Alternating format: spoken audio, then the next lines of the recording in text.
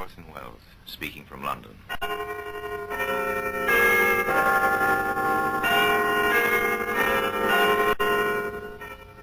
The Black Museum, a repository of death. Here in the grim stone structure on the Thames which houses Scotland Yard is a warehouse of homicide, where everyday objects, a crumpled newspaper, a tin can of lighter fluid, a small radio, all are touched by murder.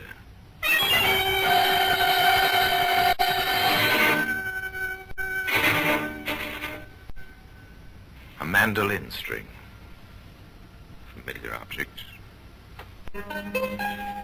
I'm told, Inspector, that mandolins are mighty popular with young folk these days. Popular? Yes, they are. But I'm rather happy to say their popularity is confined to music, not to murder. Today, this mandolin string can be found in the Black Museum.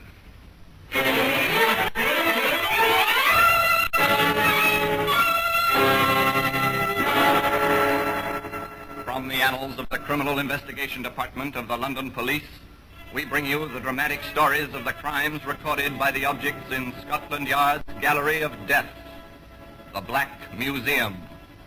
In just a moment, you will hear The Black Museum, starring Orson Welles.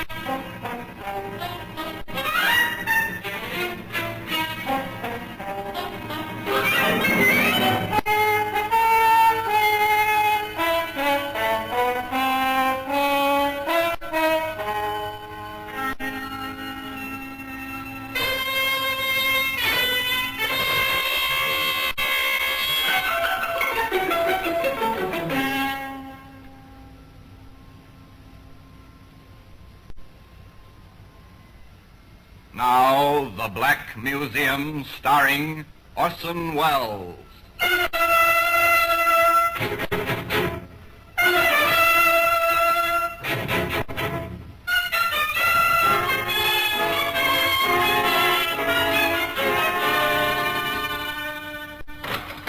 Well, here we are in the Black Museum, Scotland Yard's Museum of Murder.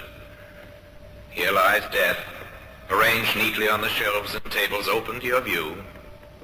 Now here's a spoon. It's a simple household spoon. Our murderer was meticulous. With this he measured out a careful dose of poison. That oar up there on the wall, that was used by the stroke of a famous rowing aid at Henley. Later it was used in anger, swung at a man who stood on the edge of a pier, stunning him. The man drowned in the Thames very quickly. Now, here we are, the mandolin string. Just a coil of rust-spotted wire now. String from a mandolin. A relic of another era. An era of polished carriages, well-groomed horses, simple, sedate living, Edwardian England. And Louise Evans. Louise, my dear. Stuart, darling, I'm playing for you. In more ways than one, she's playing for you, Stuart. Louise, you've got to listen. Go ahead, son. She'll listen. Just say the right words. Louise, I love you. You're adorable. You're getting closer, Stuart. You're doing better now. Louise, my darling, will you marry me? At last. That's the way, Stuart. You see? I told you she was playing for you.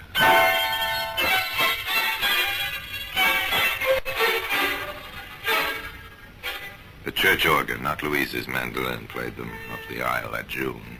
They were quite happy, quite domestic, particularly on the quiet winter evenings.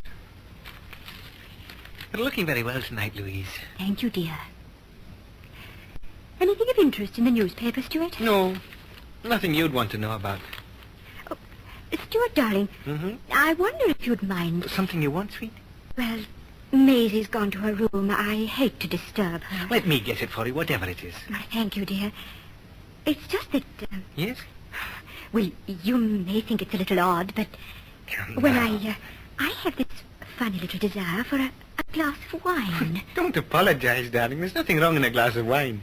Is there any in the pantry? Well, no, dear, that's just it. A trip down to the cellar. Not another word. My pleasure is to serve you, my dear. The husband gets up. He puts his newspaper aside and leaves the room where his pretty young wife sits by the fireside.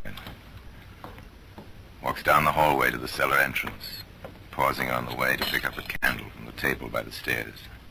Lights the candle, opens the little doorway. The candle flickers, casting a fitful yellow light, darkening the shadows where its beams fail to penetrate. Stuart Mason starts down the stairs.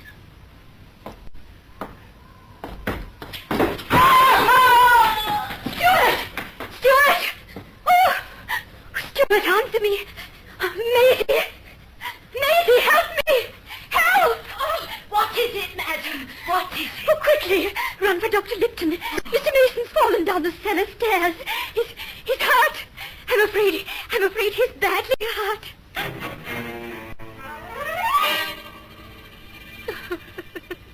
Oh, it must be a terrible shock, Mrs. Mason, I know. If you take a sleeping powder. Oh, no, Doctor. Oh, it was my fault. My silly wish for a glass of wine. If I hadn't asked him... Oh, Doctor, the least I can do is to face my grief. That's the least I can do for poor Stuart. If you wish, Mrs. Mason, I understand. Death is a terrible thing. When it comes so suddenly to one so young, it is most terrible of all. Yes, it is terrible. A broken neck, falling down the cellar stairs by flickering candlelight on a simple and hardly necessary errand. My dear, as a close friend of both your late husband and yourself, I feel justified in asking you to contain your grief. After all, you're young, and if I may say so, pretty. Nelson, you are sweet. I simply do not know how I would have lived through these long, long months without poor dear Stuart's friends, particularly you. This brings me to a point, my dear.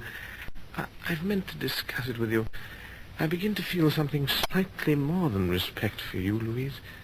If I may take the liberty... Nelson, watch your words. Look out, Nelson. A pretty blonde widow with wide blue eyes, so delicate and fragile. Watch your step.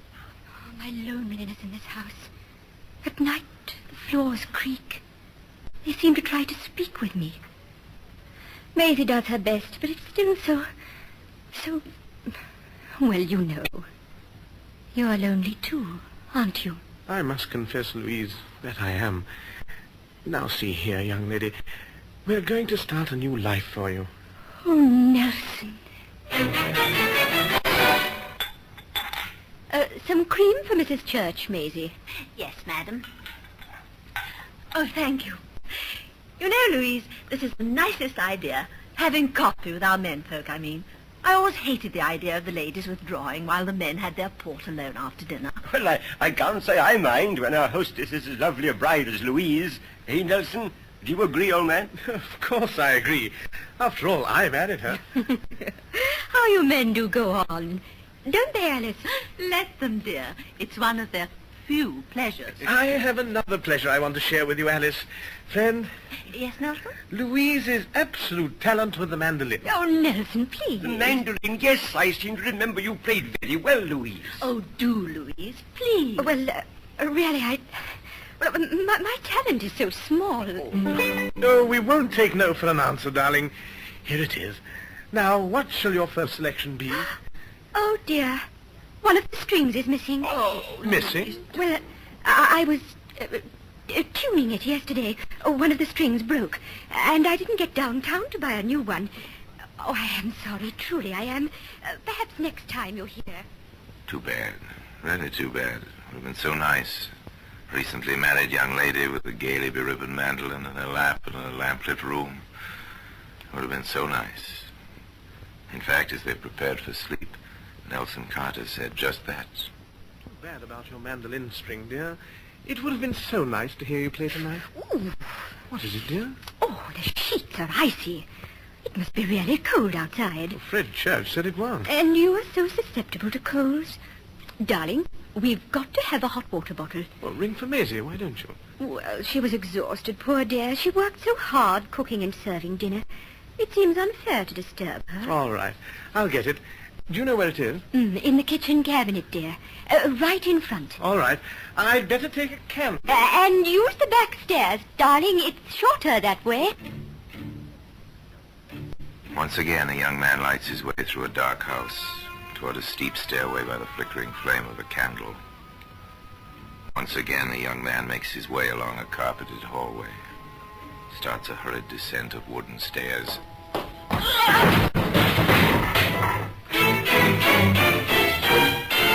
Nelson! Nelson! What happened?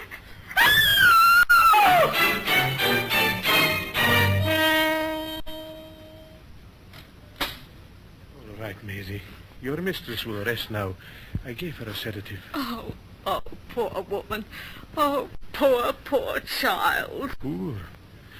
This will be the second fortune she inherits. Hardly poor. 2 accidents like that. Oh, Doctor, it's like the poor girl was a curse. Aye, it is. Well, things like this happen. As you say, 2 accidents and so much alike. I shall probably recommend that your mistress builds herself a new house with no cellar and all on one floor. Whatever for, sir? No stairs, my girl. No stairs for anyone to fall down and break his neck. Well, I'm on my way. No visitors allowed. No until visitors. tomorrow, Maisie. No stairs in a new house. Well, perhaps. Certainly for another year at least the mandolin will be silent. I think that may be counted upon.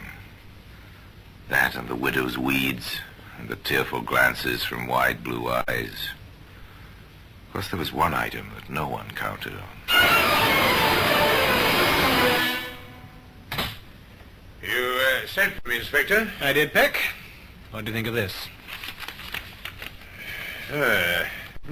Anonymous, sir. Yes. Read it, will you?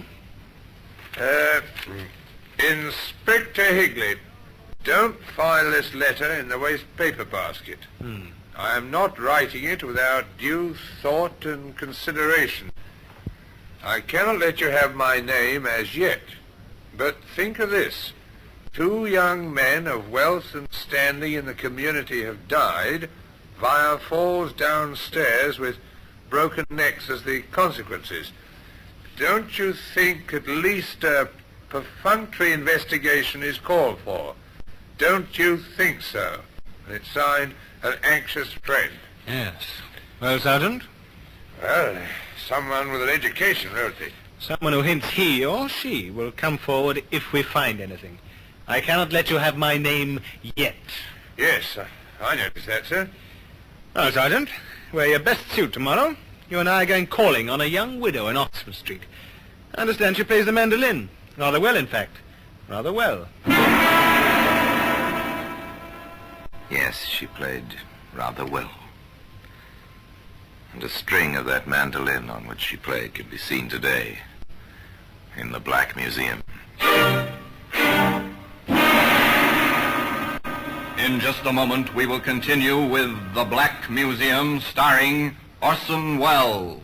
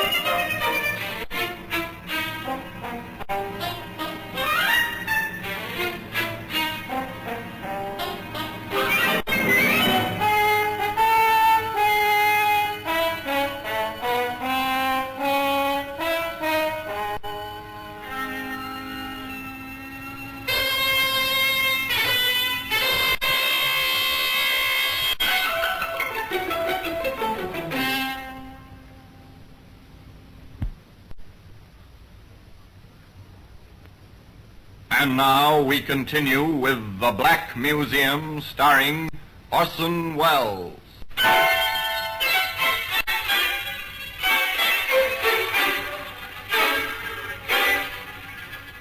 Two young men dead with broken necks. Both cases certified. Accidental death. And then an anonymous letter. Inspector Higley and Sergeant Peck paid their call. In fact, they paid two calls. The first on Dr. Lipton. I'm rather glad you dropped in, Inspector. I know there's been whispering. Two unfortunate accidents like this, it would lead to rumors. Rumors? I see. Such as... The usual thing that Stuart Evans and Nelson Carter may have been helped to fall down the stairs. You mean pushed? Something of the sort. And your opinion, Doctor? My opinion is certified on the death certificate, sir. Accidental deaths, both of them. I see. Oh, thank you, Doctor. I'm glad you're so certain. Yes, the good doctor appears quite certain. Nonetheless, Inspector Higley and Sergeant Peck made their second visit. Oh, I'm so glad you came to see me, Inspector. Thank you. It's not too often that the police are welcome. No, I suppose not. But, well, I can't help hearing about the things that people are saying. Maisie brings home so many odd tales. I was wondering, Mrs... Sergeant, interested in music? Quite a good-looking instrument, ma'am. I shall never play it again. Oh? Why not? Both Nelson and Stuart loved the music. I cannot get over the fact that I took a mean excuse and refused to play the night that Nelson died. Oh? An excuse? Yes. You see, the Churches, Alice and Fred, were here. I see. Nelson was pressing me to play. I refused. Mm-hmm. I used a missing string as an excuse when I had a stock of strings on hand and could have replaced the missing one. I refused Nelson that last pleasure. Tell me, do you always keep a stock of mandolin strings on hand, ma'am? Yes, in the cold weather I do. I see. When the temperature drops, the strings seem to get brittle. Quite. They break quite easily. And where do you buy your mandolin strings, Mrs. Carter? At Murchison's music shop on the High Street. Oh, Inspector. Yes? Sergeant, I appeal to you as men of the world. Can't you help me scotch these dreadful things that people are saying? Can you? Would you? Please? The inspector and the sergeant said they'd try, and they did. Their business was facts. One fact turned up immediately upon their contact with Mr. Murchison of the music shop on High Street. He showed me the bill of sale, Inspector. Uh-huh. She bought the strings, sent them made for him with a written order 3 days after this Carter fellow was buried. Interesting. Now, why would a woman who says she had a stock of strings on hand the night her husband died, and says further that she'll never play again, buy mandolin strings shortly after the funeral? An interesting contradiction in dates and actions. A further interesting contradiction came to light some 3 months later. Another of those anonymous letters, Sergeant. Just, she's playing that mandolin again. I seem to remember, Sergeant, that Mrs. Carter told us she'd never touch the instrument again. Such contradictory behavior seemed to indicate another call. The inspector dropped in on Louise Evans Carter to Mandolin.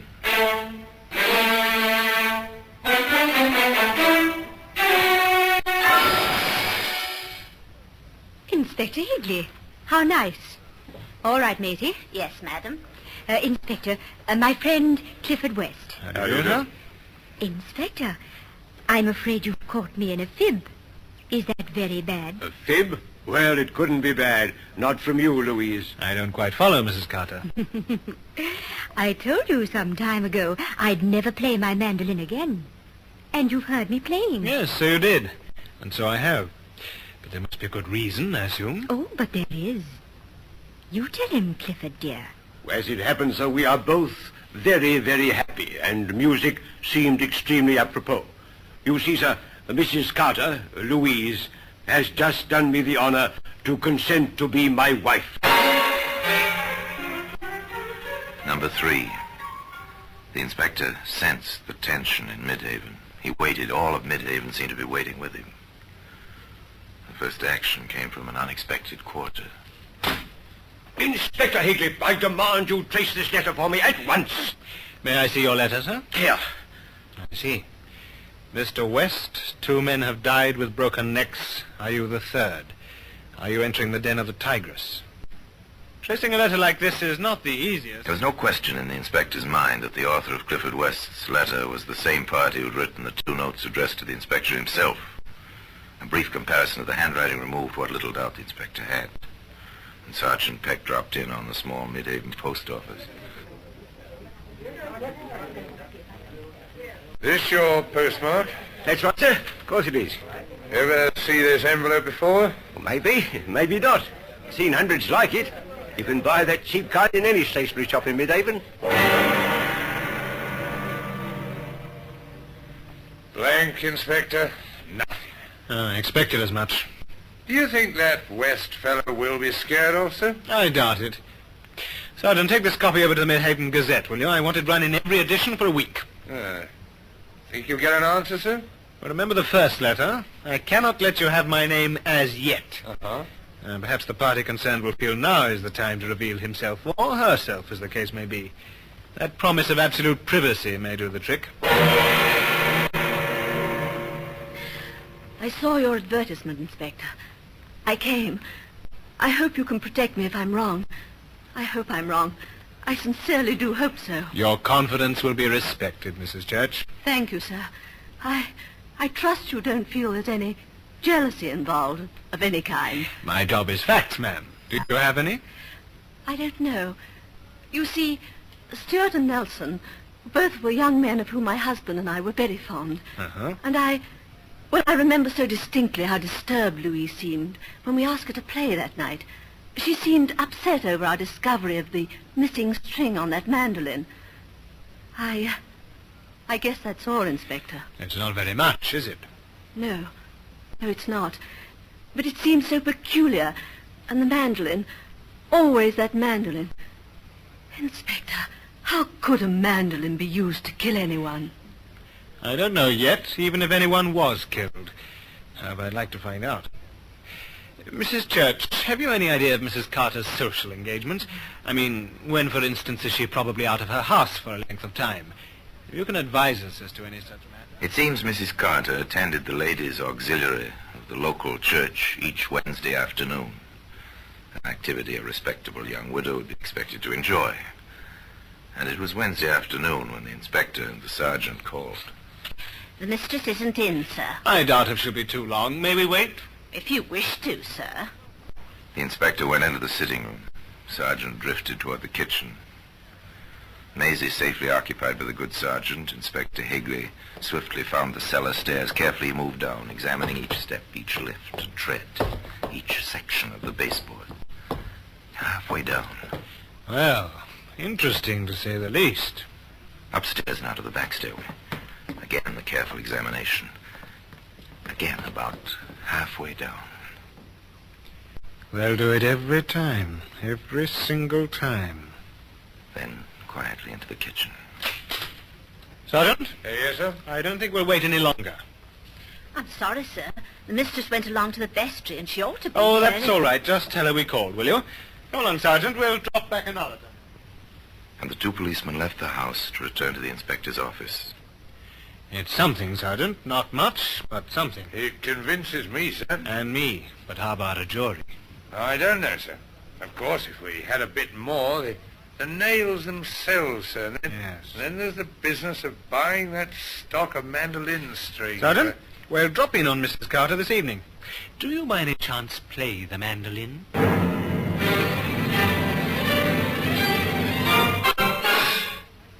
It was nice of you to come back so soon, Inspector.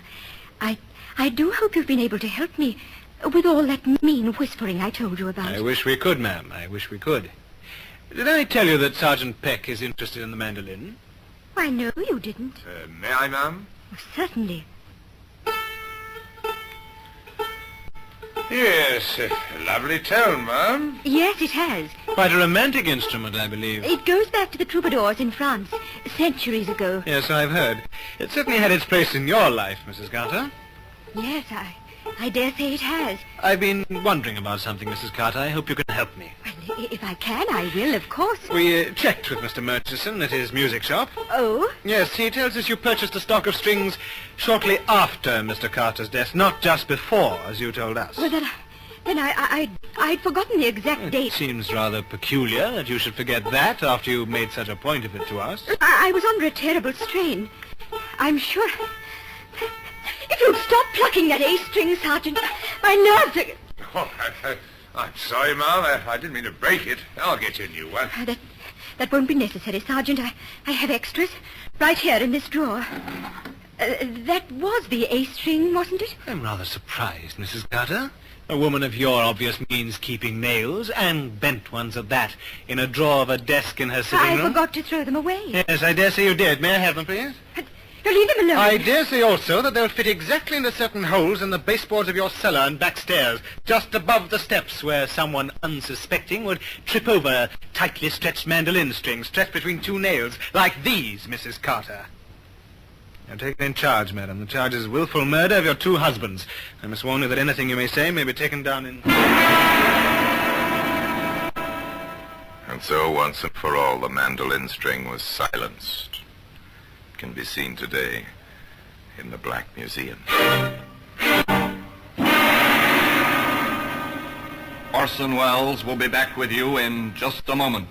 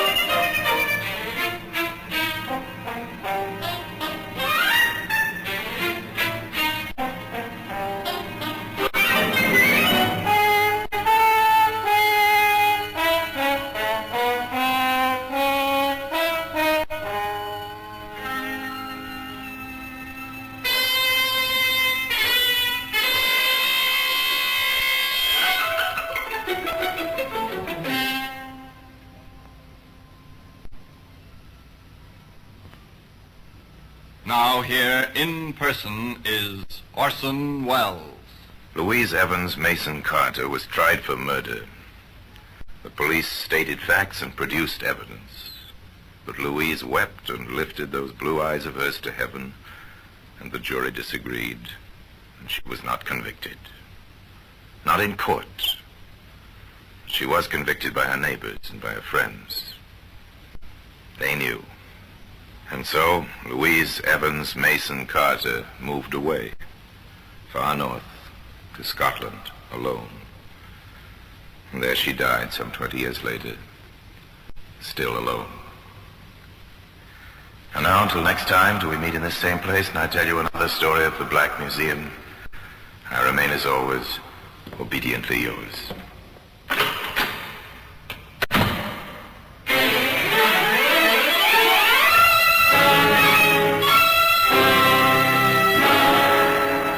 The Black Museum, starring Orson Welles, is presented by arrangement with Metro-Goldwyn-Mayer Radio Attractions. The program is written by Ara Marion, with original music composed and conducted by Sidney Torch. Produced by Harry Allen Towers.